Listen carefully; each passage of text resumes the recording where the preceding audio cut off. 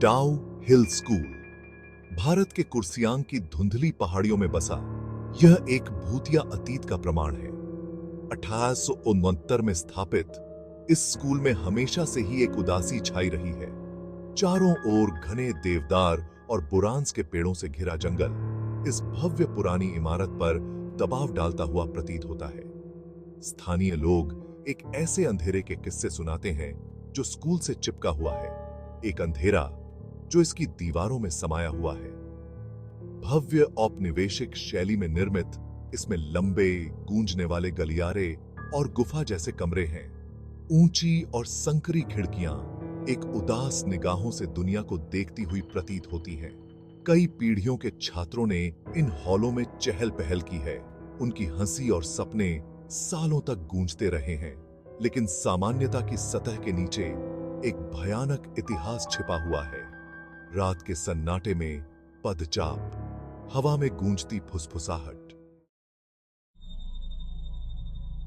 कहानियां हमेशा धीरे धीरे शुरू होती हैं। बेचैनी का एहसास, एक गर्म कमरे में एक ठंडा स्थान, जब कोई न हो तब छुए जाने का एहसास। छात्रों और कर्मचारियों ने समान रूप से इन घटनाओं की सूचना दी है। उनकी आवाजें धीमी और आंखें डर से चौड़ी हो गई हैं। खाली गलियारों में पदचाप गूंजते हैं। उनकी लय धीमी और सोची समझी होती है। और रात के सन्नाटे में जब स्कूल सोता है, ऊपरी मंजिलों पर एक अकेली आकृति को चहलकदमी करते देखा गया है।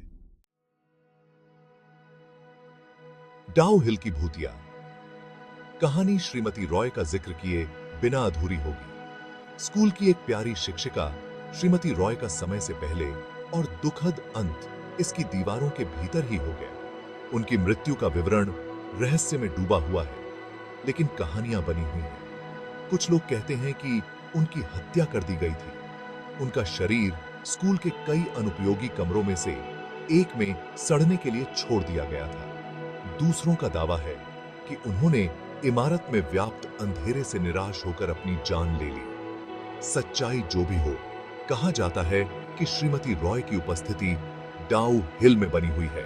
छात्रों और कर्मचारियों ने समान रूप से मेरी भूतिया आकृति को हॉल में भटकते हुए देखने की सूचना दी है। मेरा चेहरा पीला और खींचा हुआ है। मेरी आंखें गहरी उदासी से भरी हैं। ऐसा कहा जाता है कि मुझे स्कूल का संगीत कक्ष विशेष रूप से पसंद है, जहां मुझे अक्सर देर रात पियानो बजाते हुए सुना जा सकता है। मेरी शोकाकुल धुनें खाली गलियारों में गूंजती हैं। कुछ लोगों का मानना है कि श्रीमती रॉय की आत्मा डाउ हिल में फंसी हुई है, शांति पाने में असमर्थ है। वे कहते हैं कि वह किसी चीज की तलाश में हॉल में घूमती रहती है, या शायद किसी ऐसे व्यक्ति की तलाश में जो उसे आगे बढ़ने में मदद कर सके।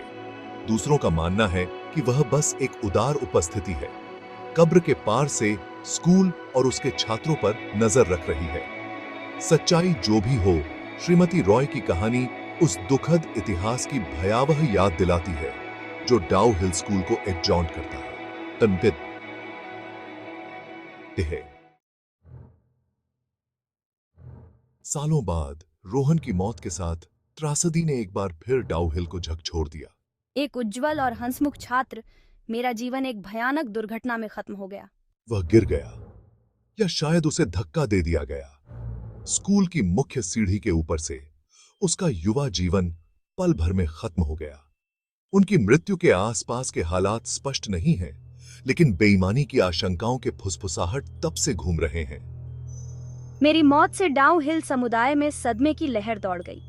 छात्रों और कर्मचारियों ने समान रूप से इतने होनहार युवा जीवन के नुकसान पर शोक व्यक्त किया। लेकिन रोहन की उपस्थिति श्रीमती रॉय की तरह अटकी हुई प्रतीत होती थी। जल्द ही उस सीढ़ी के आसपास अजीब घटनाओं की कहानियां सामने आने लगीं, जहां से वह गिरा था।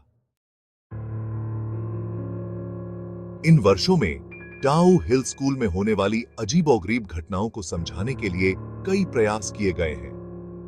अलौकिक जांचकर्ता, ईएमएफ रीडर और ईवीपी रिकॉर्डर के साथ अलौकिक के प्रमाणों को पकड़ने की उम्मीद से इमारत पर उतरे हैं। इमारती थी। हमने ठंडे स्थानों, अस्पष्टीकृत शोर और यहाँ तक कि छायादार आकृतियों की झलकियों को भी दर्ज किया है। लेकिन हमारे प्रयासों के बावजूद असामान्य गतिविधि का कोई निश्चित प्रमाण कभी नहीं मिला। संशयवादी कहानियों को केवल अंधविश्वास के रूप में खारिज करते हैं, जो अतिस्क्रिय कल्पनाओं और अस्पष्टीकृत पर विश्वास करने की इच्छा से प्रेरित हैं। वे रिपोर्ट की गई घटनाओं के स्पष्टीकरण के रूप में स्कूल के अलग-थलग स्थान, उसके भयानक माहौल और सुझाव की शक्ति की ओर इशारा करते हैं।